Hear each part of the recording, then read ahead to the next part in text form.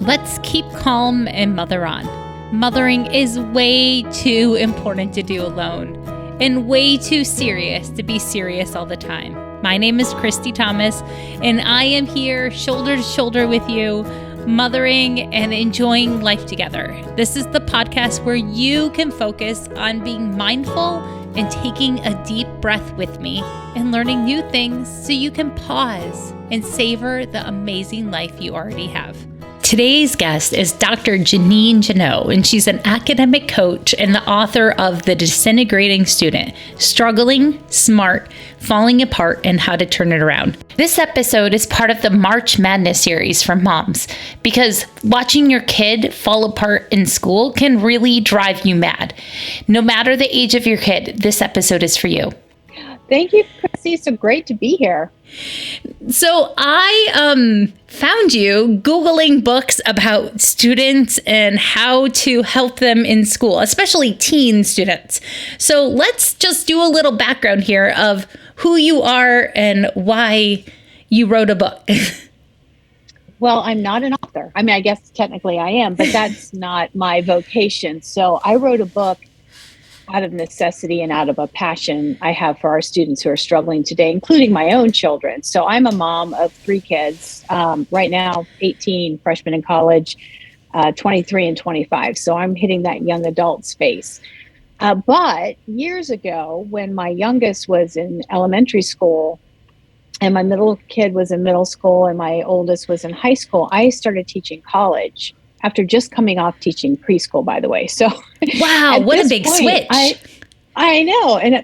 But what it gave me, and my background is a master's in school psychology and a PhD in child and developmental psychology. So I've always been super interested in both education and development. And here I am with this bird's eye view of how education is impacting our kids from basically preschool all the way through college, that kind of end product. Mm-hmm. And I was just blown away by what I was seeing in my college students, the amount of overwhelm, anxiety, lack of really fundamental skills, and, stress, just all the things. And I was seeing it in every level of my kids and their friends in school, from elementary, middle, and high school as well. Just the anxiety ticking down, the rigor ticking down. And because of all that, I was starting to help my college students. And then I decided to just start a coaching business where I coach students and parents, called The Balanced Student. And it was in working with those students kind of one-on-one that I started to see a pattern of what was going on. And that's what led me to write The Disintegrating Student, my book. So it's kind of a weird way that I got here, but it's all been driven by my really intense desire to do something to help our kids who are struggling so much. It sounds like you're really passionate about making kids succeed, because you don't go into preschool as a preschool teacher with all the hands-on needs if you're not interested in seeing a child grow. Right. Absolutely. So let's pause for a second. What was your favorite part of teaching preschoolers? They're just so fascinating. I had a 3-year-old class, and the reason I was doing it was my youngest at the time, when we moved to Georgia, was in preschool. And after about a year, they were like, "You have a PhD in child development. You want to teach a class?" And I was like, "Sure, why not?" But it was just fascinating to me. I love the socialization piece, and I love their personalities, and I love play as that opportunity to, I know what play is doing for their brain. So I'm just fascinated by that. So I had a blast teaching preschool. That's awesome. And so you switched from preschool all the way to college. And what did you enjoy most about college age kids? Well, I had to stop reading Dora the Explorer. So I warned my students, I could just break into, Blue's Clues at any minute. But what I loved about college students is, again, it's kind of that brain-based kind of development piece that I'm so fascinated by, because at this point, they are testing. Mm-hmm. They're testing their limits. They're really interested in learning more. There's a lot of what's the word I'm looking for? There's a lot of interpersonal development that's going on at that point, a lot of figuring out who they are as people, what they're passionate in. One of my favorite things to happen with college students was, like maybe halfway through a semester, a student saying, I had no idea what I want my major to be, but I'm going to go into psychology, or I'm going to add psychology as a minor. And I'd always be like, oh, not that I want everybody to be in psychology, but the fact that they found it so interesting was just incredibly rewarding to me. Yeah, totally. You should feel proud that you helped open the door to them to that. It was a good feeling. So in between preschool to college, there's a lot that happens. And your book, The Disintegrating Student, really focuses on, I'd say, the middle school, early high school years. Is that right? Yeah. So I'd say that tween teen period into young adulthood. So that's really where I see the disintegration starting. So I have a lot of parents who, feel like they shouldn't read it if they don't have a middle schooler or a high schooler or a college student. But what I've heard from all those parents is, oh my gosh, I wish I would have read it sooner so I could have seen what was coming, just from the academic achievement culture that our kids are educated in, to kind of know where the pitfalls are so that we can get ahead of it instead of, kind of just getting slammed by it. Yeah, the middle school and high school totally ramp up really fast from elementary Really school. fast. So is that what makes a student disintegrate? What is a disintegrating student to you before we lose anybody? Yeah, so the disintegrating student is just a term I coined to describe a type of student who is really capable and has always done very well and then starts to fall apart. So a lot of times these kids are even identified gifted, but typically very high achieving in elementary school. They love school. They get their homework done at school, on the bus, don't study for tests, get good grades. And then at some point, and there's this rigor tipping point for students, and it can come at any point, but a lot of times it's late middle school, like 8th grade is pretty common. Sometimes it's sometime in high school, and you can even have it happen in college. But it's the point where there's so much rigor, responsibility, all the things start to kind of crash down on a student. And because they've been really bright and really capable, they don't have the skills in place to handle and meet this challenge. And a lot of times just the way they think about how smart they are, it gets in their way. And that further causes them to do things like not ask for help and to self-sabotage.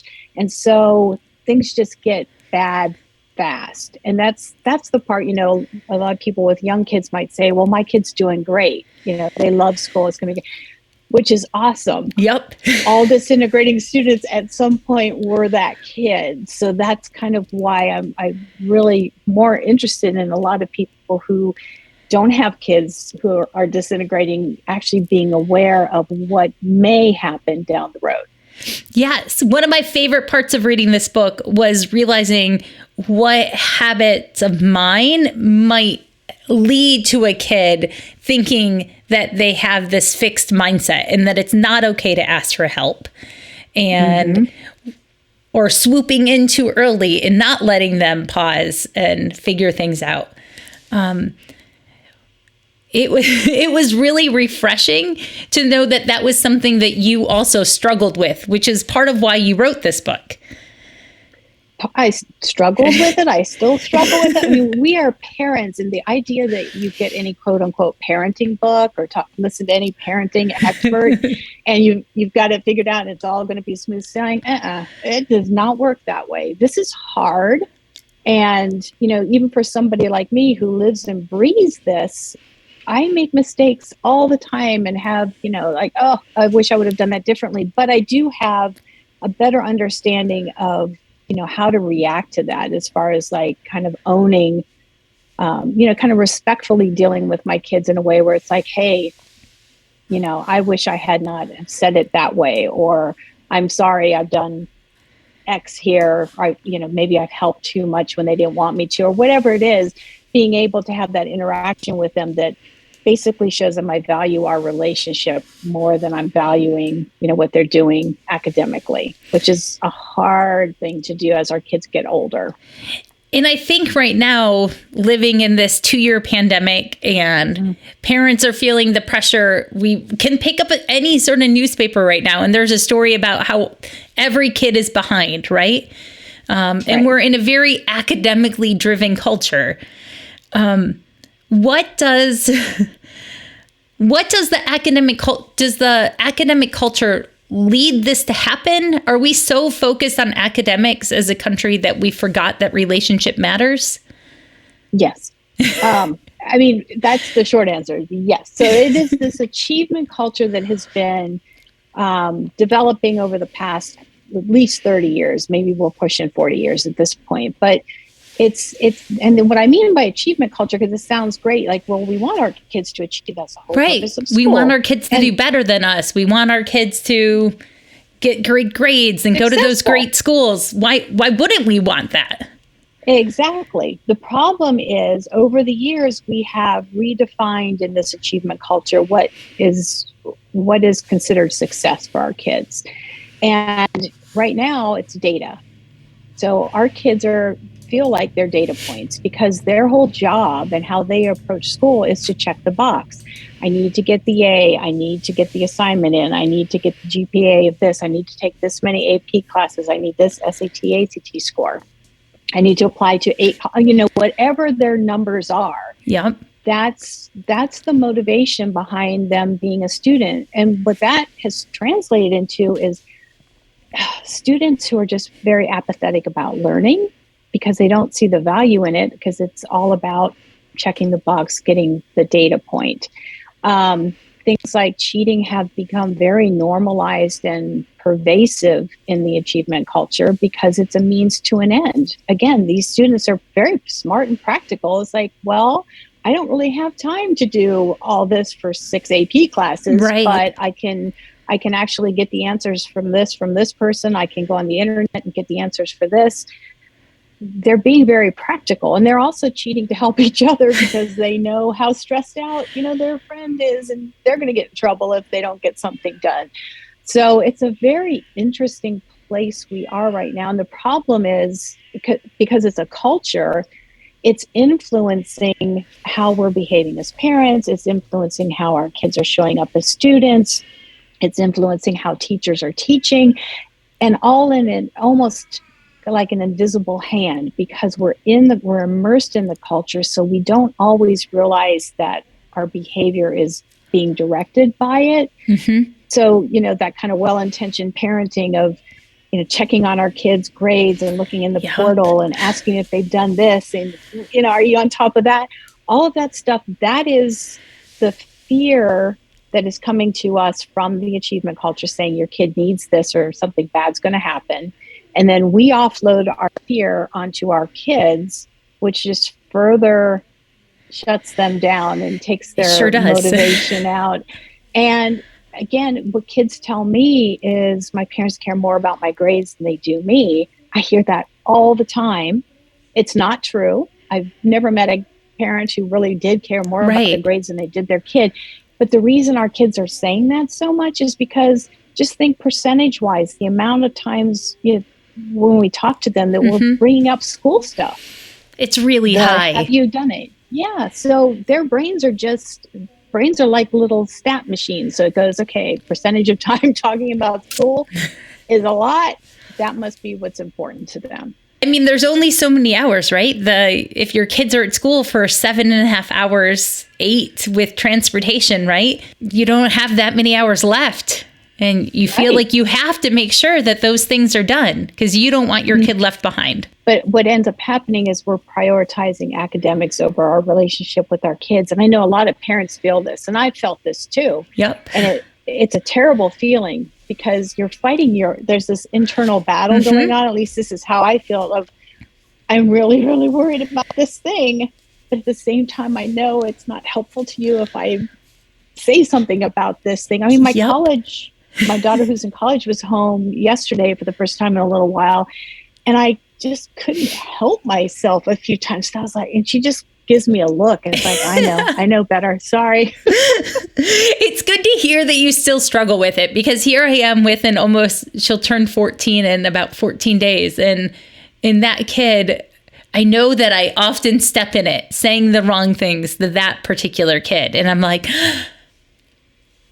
but you seem to need a little bit more organizational coaching than your older sister. So how do you take a step back? How do you switch from being nervous to working together to build skills?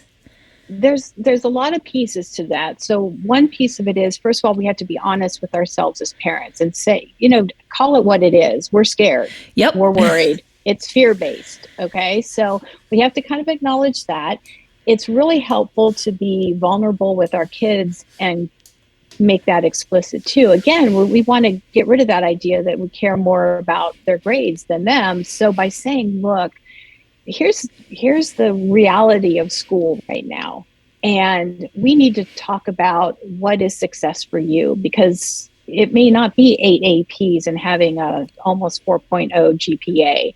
So what are we going to be happy with so that we can both be on the same page? So I think that communication piece is huge. And we do the hard lifting there, the heavy lifting, because our kids aren't going to come to us and go, we really should have a heart-to-heart conversation. Oh, no, it totally needs to be a parent-started, have some nice hot chocolate, something calm, set the mood. And the buy-in will be pretty quick from our kids if we're coming at it from the, look, my bad. I've been stressed out about this, and I know that it doesn't help when I do this.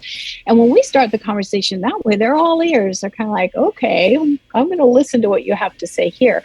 But then it becomes a conversation about what's success in our family and for you, and how can I step back? I want to help you, but I don't want to help you when you don't need it and don't want it. I want to give you more control, because that's one of the issues with our kids and their motivation being so low is they don't have a lot of control. I mean, we know that, we feel that as adults right now, the high levels of uncertainty and lack of control just around the pandemic and our jobs and raising kids, all the things, and they're feeling it too. It's about saying, here are the things I worry about.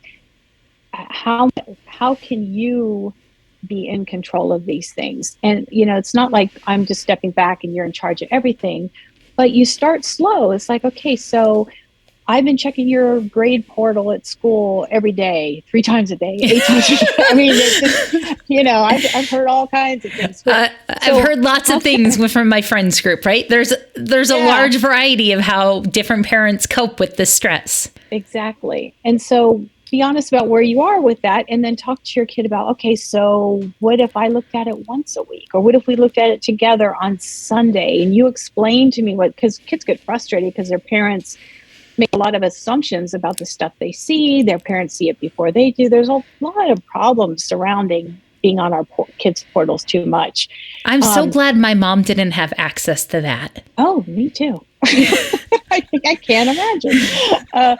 But that's a kind of, that's a good start to see and give your kid responsibility and expect they will make mistakes and expect they will mess up and expect they will fail, and tell them that's okay. That's a huge part of this, is like, okay, part of that mindset that creates the disintegrating student is there's no room for failure or mistakes. Right. I have to be 100% of the time on 100% of the things, perfection. And we're raising a bunch of perfectionistic kids, which is bad for mental health. And we're, bad for motivation. So normalizing mistakes in your house is huge. Yep. So, I mean, I think those are some good suggestions for parents to kind of just get started in that vein. I think it's really important to just pause and say that if you're afraid of failing, you're just going to become a failure. There's no way out of that situation. Yeah, it's really tough. And one of the things I've realized over my years of coaching students is, because I see a lot of perfectionistic kids, best, how we tell our kids very well-intentioned, hey, just do your best. Yep. I heard this a lot during the pandemic, especially when kids are on virtual school, just do your best. So we're basically thinking, look, we get it. This is hard. Just show up, put in some effort. We have all the things we attach to do your best. A perfectionistic kid hears perfect. Oh.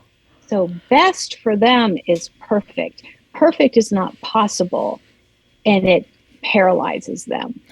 So when a parent says do your best, they're thinking, well, I can't, so I'm just not going to do it. That's so really interesting. The kid, yeah, and they're procrastinating all the time and really putting stuff off and just getting things done under the wire.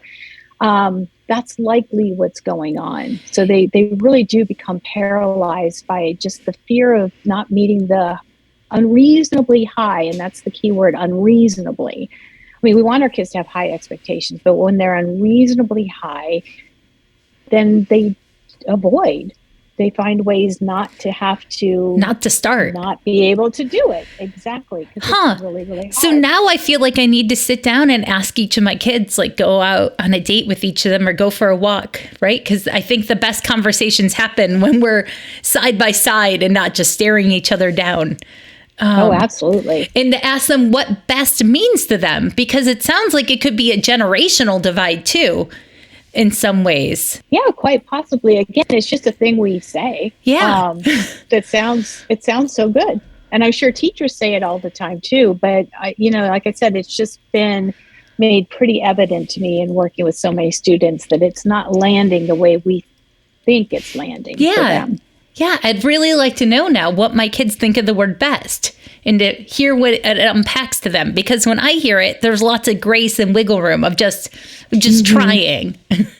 Right. And that's the grace is sort of the antidote to perfectionism. So self-compassion is the thing that undoes the harm of perfectionism, that ability to set reasonable, high but reasonable expectations for yourself. And in the expectations, it's really interesting when we're talking about perfectionism, they come from the individual themselves. So the student themselves may just, because I'll talk to parents who are like, I don't care if they get C's and B's. It's all them, that's really worried about this. So that happens. But sometimes it is the parents who we don't do C's in this house. And if the kid has grown up with that kind of, mentality, then that's very threatening. That's a big threshold sometimes. And then society, then we get to the achievement culture. What are the expectations there? So it can come from all three of those places, or even just from like the individual themselves. Even if it wasn't coming from these other places, they're doing it to themselves. Wow, there's so much there. So now a parent has a couple more words to use with perfectionism to unpack. But what if there's some other habits like sleep, that your kids' sleep patterns aren't helping them be the type of student they need to be? No, sleep is probably one of the biggest underlying issues. That was one of the things when the pandemic first hit. Mental health actually improved in our adolescents and our tweens and teens, because all of a sudden they were getting sleep. They were sleeping the amount of time they were supposed to be sleeping. So they should, during adolescence, be sleeping 8 or 9 hours a night. And what I hear mostly from students is like 5 or 6, and some are even at 4. So they are definitely not getting enough sleep. And the thing about sleeping, I'm sure you know this so well, is it's sort of that foundation to everything else. Mm-hmm. It impacts your energy. It impacts your attention. It impacts your mood. It impacts your coordination. So if you're a student athlete or you're driving to school, those things are impacted by the quality and quantity of sleep that you're getting. It impacts your health. Your immune system is compromised. This is why kids show up kind of just oozing around times of like midterms and finals. I just remember when I was teaching college, just being like, yeah, they're all going to have a cold right now. Yes. And that was all pre-COVID.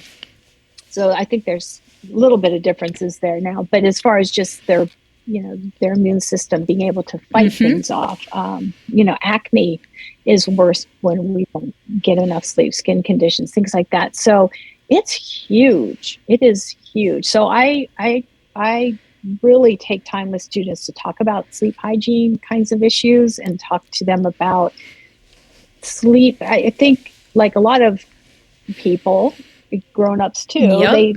Students tend to come to the table and say, well, it's a waste of time. I need to be more productive. So I'm staying up late and doing the work I put off, or staying up late and getting on, catching up with my friends because I didn't have a chance earlier.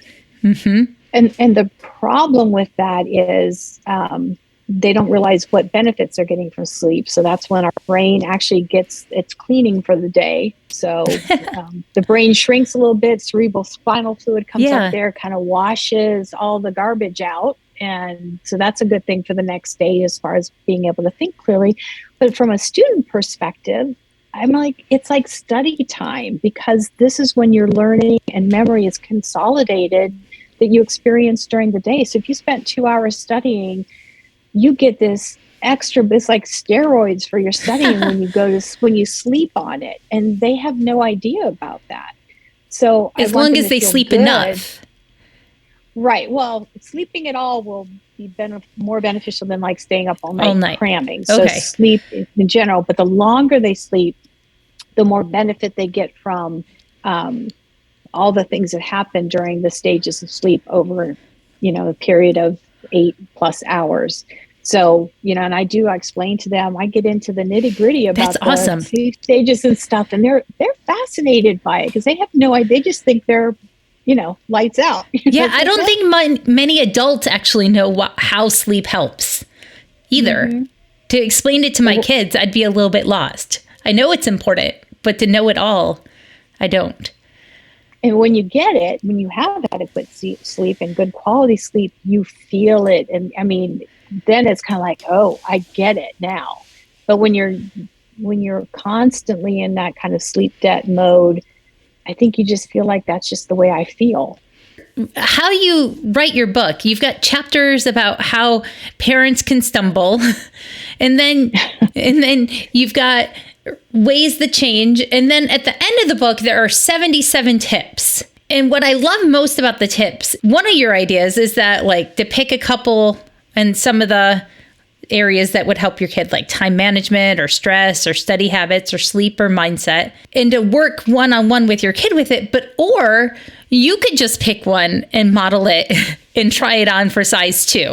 Yeah, that's our superpower, actually. Yeah, I spent all my years as kind of a young parent, like, what do I need to do for my kids? And, how am I going to be a parent? And I didn't realize until they were much older how whatever I do personally for me has a much greater impact on, as far as like sending a lesson to them and them modeling me. So it is our superpower to kind of live out loud, is I think what I called it in the book, where we're basically modeling what we want to see in our kids. So I spent sleep would be one thing. Mm-hmm. Screen use would be another. So if we tell our kids, you can't be on your phone at the dinner table, or you need to, you can't use your phone while you're driving. And if we do those things ever, that really undermines any kind of authority that we have in telling them to do, because in their head, they're like, again, their little statistician brain goes, I've seen you do it. Yep.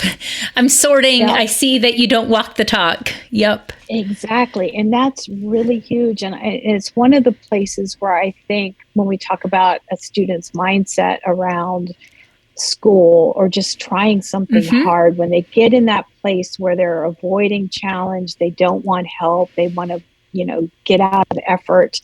They don't want feedback. When they're in that space, one of the best things we can do is model the opposite of that for them, so that we step up and challenge ourselves. We make mistakes out loud.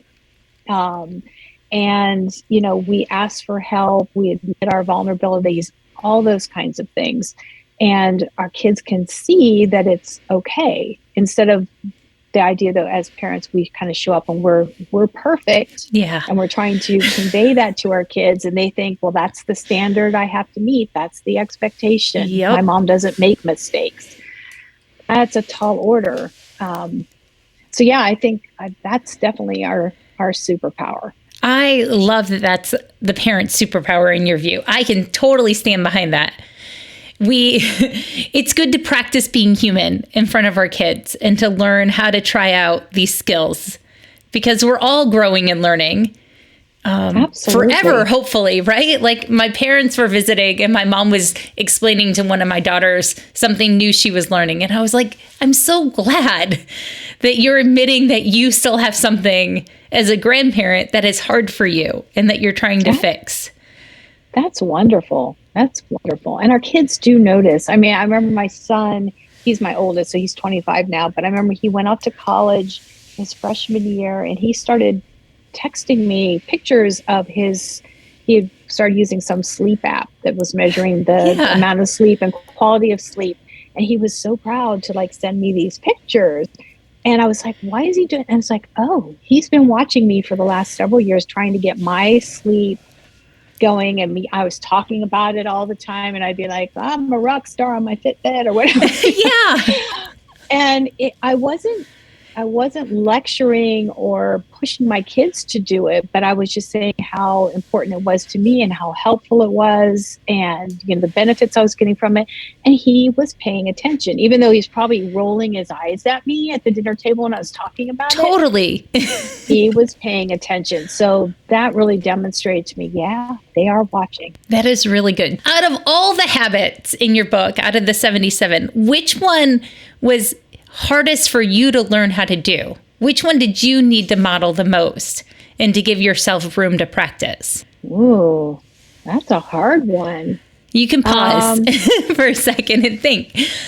I think for me, historically, it's that growth mindset piece where, because I'm a former fixed mindset person. So I grew up as the kind of person who could get by with my, you know, kind of natural ability, always kind of took the easy way, avoided the things when they got tough, self-sabotage. That was totally me, probably until I was in my 40s. And then I read Brene Brown's Daring Greatly. Oh, yeah. And that book talks so much about vulnerability. And it made so much, it just a light bulb went off. And so I didn't really know growth mindset at the time, but it led me on that path of where, you know, for the last 15 years or so, I've been in this amazing space of being able to catch myself in fixed mindset and keep really pushing the envelope of, writing a book, for heaven's sake, starting a business, doing podcasts. I'm a huge introvert. This is not the thing I'm built for. So growth mindset has put me, you know, even teaching college, that was standing, it's like being a stand-up, you know, in a bar with no alcohol and it sure is. It's like not an introvert's, you know, comfy place. So that was all a process of me kind of figuring out how I think about things really impacts what I can do and how I can be in the world. So that would, for me, has probably been over the decades, the hardest. And when you were learning it, when you find those roadblocks, do you pause and say it out loud, especially if your kids are around? Like, how would a parent who is working on this, right? So I think just over the dinner table is always an awesome thing, or in the car. I'm a weird whiteboard person. So I have a massive whiteboard in my kitchen where whatever I want to be on that whiteboard is on the whiteboard. I think we're best friends. We've got like 3 whiteboards in our kitchen, I think. And there's one in the studio here behind me too. They give me joy. But for me, I could put stuff on there. So a lot of times I would listen to podcasts or read a book and there'd be something just so like, oh, that's just profound. And boom, on the whiteboard it goes. So my kids, again, acted like, you know, roll your eyes, whatever. And mom's writing on the whiteboard again. But man, they would memorize. And every once in a while, they would go up and scribble a little something on there too. So, you know. That's awesome. That's been sort of my thing. I love it. Well, I am so glad that you took the time and took the brave action to write The Disintegrating Student. I know it was a step out of your comfort zone, but not everyone is near you in the Atlanta area to get coaching. And your book feels like a good coaching session. And reading it with the mindset of a 9-year-old who isn't reached any of these hurdles yet, it was really helpful to think how I could change things for him and how to like come beside my daughters so that when they get these harder classes and the stresses feel so high, right? We're scheduling and they're talking about AP classes, and my brain explodes a little bit about the stress that that's going to bring. Right. So thank you. And how do you get back? Well, it's my pleasure. I mean, and that's one of the reasons I wrote it, was not everyone has access to someone who can help or can afford it, So I wanted to make it a lot more accessible, and I want us all as, parents and educators to start having this conversation about, are we okay with how the achievement culture is impacting all of us? And that's a bigger conversation. How do we all, what are we going to do about this as we raise our kids? So I hope it's a jumping off place for that as well. I think it is. And if anyone wants to continue the conversation and reads the book, please message us on Instagram. Dr. Jannot is on Instagram. She's pretty active there. And you can find me. All those links will be in the show notes too. So don't forget that you can reach out to the people who write books. She's a friendly person. I am. I'm very introverted, but super friendly. So how are you taking care of yourself? I love to end each episode with a self-care idea and a family fun idea. Well, I'm a huge walker as far as walking my dog. I love to be outside. But I mean, I think that's a pretty common self-care thing, that, getting out walking. But one thing that really is important to me is sun. I'm one of those people that, being in sunshine, if I move my chair or if I go sit outside, especially early in the day, it's like I've been plugged in. It just energizes me. I feel more at peace. I feel more centered. And it actually, getting early morning bright light or sunshine is really important to help get our circadian rhythm, that sleep-wake cycle, in rhythm again. So that's one of the best things I tell students. You're all messed up, but one of the best things you can do every morning is get exposed to bright light. So if that means, buying one of those, sunlights, which I've got going right now, or if it means, if it's the right time of year, maybe you can actually just open your blinds in your room and get some light. So that for me, my mood is impacted positively. My energy is impacted positively. It's so simple to seek out the sun. And our brains have been wanting that since our brains have been brains. So since we've been cavemen, that's how our brain still works when it comes to the sun. That's good. I'm glad you can remind us that, because our days go by so fast, and something like the sunlight makes such a big difference. But it does. But sometimes we think we're too busy to take care of ourselves in such a simple way. Well, thank you. And the next idea, the family fun idea, I think I know where you're going to say, and I'm so excited to have you share this. So this was something I put in the book. It's called Purple Plate. And this was something I started when my oldest was, I think he was 4 or 5. So this is a couple decades ago. And I bought a purple plate, I think at Kohl's. And we rotated who had the purple plate at dinner each night. So family dinner was always a big thing for us whenever we possibly could. And if you had the purple plate, that meant everybody else in the family, we went around just at the beginning, kind of like a ritual. If you say grace before dinner, our ritual was to say something we either admired or appreciate about the person who had the purple plate. That's so simple. It was very simple, but our kids came to, even today, if we come home, if they're all here and we have dinner together, it's like, whose purple plate? We have to pick up from. So it's been really an amazing thing, because it's harder than it may sound, because you're not always in love with the person you totally have to appreciate. If you're, my kids have just been arguing with each other. If my husband and I just had a tense moment or something, then we have to go, I appreciate. But it does remind us about the importance of that relationship, and that there's always something good to admire. And would it just rotate between the 5 of you, like one after each other in a pattern? Yep. Yes, indeed. And they kept track, which is how I always knew. it was important to them. For sure. That makes total sense. Well, I feel like I need to go get a purple plate now, just to add it in there. But it could be anything that totally could move. I do like the idea that it's something tangible, though. I like visual cues for things. It makes it so much easier. And then when that kid sets the table, because I've given them that responsibility, that they can do it. And with what's going on today, one twist to that you could consider doing too would be having family bloopers. Oh, where, because we're trying to normalize making mistakes that are, it's not the end of the world. So everybody could take turns saying something that, they messed up or a mistake they made, and normalize it in your family. We're not trying to hide our mistakes and protect ourselves. We're actually going to put them out there, and we can talk about them. We can laugh about them. I just think if I had something to start now with my kids, I would do that. I appreciate that. We sit around and watch America's Funniest Videos, which feels like watching other people's bloopers. But we don't always necessarily pause and own up to ours and make it normal to make mistakes. That could be something you could add to that ritual of watching the show together. Yeah, that would be a super easy one.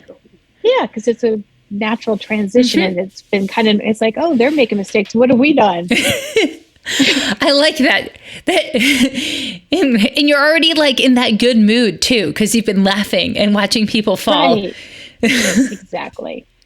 Well, thank you so much. Where do you want people to find you? I've mentioned Instagram, but where should they look for you on the internet? Probably the easiest thing is to go to my website, which is JeannineJannot.com, and all my social media links are there. The book is there. My coaching's there, speaking, pretty much everything.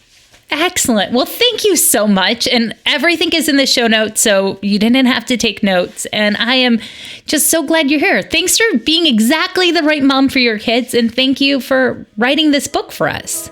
Oh, thank you so much for having me. I really enjoyed the conversation.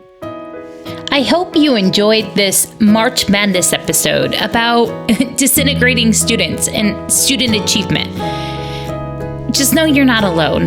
Motherhood is way too important to do alone, and way too important to be serious all the time. So join me and my family and watch some AFE, eat some popcorn, and talk about your fails. You are exactly the right mom for your kids, and I am forever grateful that you're here.